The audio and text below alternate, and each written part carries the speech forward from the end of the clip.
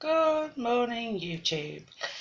And this is part of the 13 days of Halloween that me and Lesley are doing, and this is day 3. And for day 3 we did coffin boxes.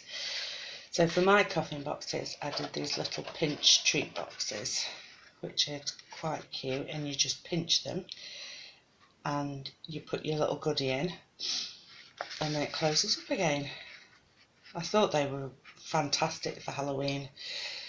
I will link the tutorial that I used down below in the comments section in case you want to make these. But personally I'll be making quite a few of these up for Halloween, and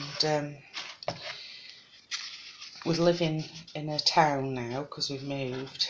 I should imagine we're going to get quite a few Halloween trick-or-treaters, and these don't use a lot of card at all. It's made up with a piece of card 4¼ inch by 4½ inch, so you can easily get them out your 6x6 pieces of paper or use your A4 paper. This one I've stenciled on and then stamped a sentiment. That one I just stuck a little embellishment on.